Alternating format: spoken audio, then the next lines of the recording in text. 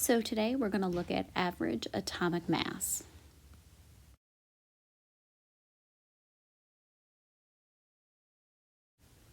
Atomic mass is the number of protons plus the number of neutrons in any given atom.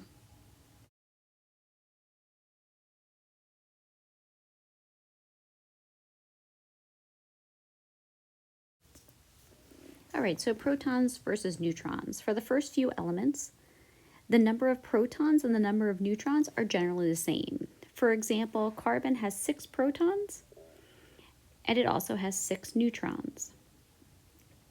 But for elements above atomic number 20, or 20 protons, the ratio starts to change, and you can see that in the graph. The number of neutrons is more than the number of protons. And I'm just going to cite our graph here is from Wikipedia. This is because of the fact that the protons repulse one another and need something in there to kind of buffer them, and that's what the neutrons do. So more protons equals more repulsion, needs more neutrons. All right, so now we're going to look at what isotopes are. The prefix iso means the same. Isotopes are atoms of the same element that have a different number of neutrons. This means that they also have a different mass number, and we're going to look at carbon as an example. So carbon has 4 isotopes, not all naturally occurring. We've got 11, 12, 13, and 14 carbon. They all have 6 protons and 6 electrons, but the number of neutrons is different. Carbon 11 has 5, carbon 12 has 6, carbon 13 has 7, and carbon 14 has 8. And the source from this was Wikipedia. All right, so if we have carbon has 4 isotopes, then why is the atomic mass 12.011 and not the average of those 4 isotopes, which would be 12.5? The isotopes of carbon occur in different percentages. The atomic mass on the periodic table is a reflection of those percentages. So for carbon 11, it's man-made, and it's basically found 0% in nature. Carbon 12 is 98.9% of all carbon. Carbon 13 is 1.1%, and carbon 14 is only 1 part per trillion, so it doesn't really impact the mass. The average atomic mass is always going to be closest to 12, since carbon 12 is the most abundant isotope, and that's always going to be true.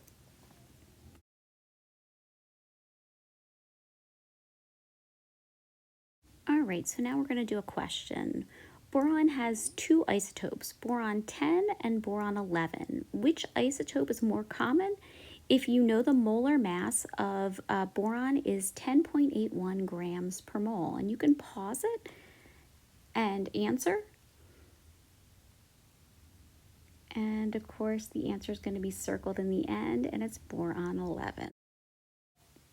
All right, so now let's get into calculating the average atomic mass, and here's the formula. It's going to be the mass of the isotope times the percentage of that isotope in decimal form, and then plus however many isotopes you have. And we're going to do an example of carbon. So carbon has 2 naturally occurring isotopes, which are carbon 12 and carbon 13. The percentage abundance of carbon 12 is 98.9%, and for carbon 13 it's 1.1%, and we're going to calculate the average atomic mass. So again, we're going to take the mass of the isotope times its percentage in decimal form, plus the mass of the isotope times its percentage in decimal form. So 12 times 0.989 plus 13 times 0.11, and we get 12.011, which is what we see on the periodic table. All right, we can do a second type of calculation, which is calculating the percent abundance from average atomic mass. So now let's look back at boron.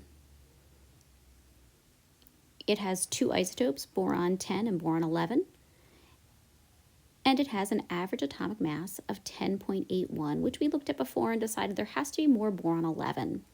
But we can actually calculate the percentage abundance of each element.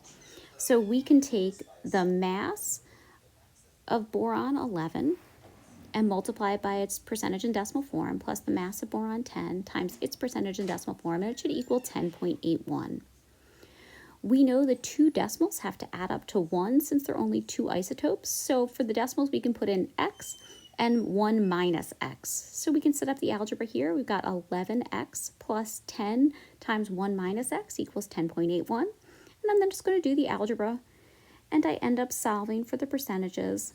And x equals 0.81, which is 81%, and 1 minus x is 0.19, which is 19%.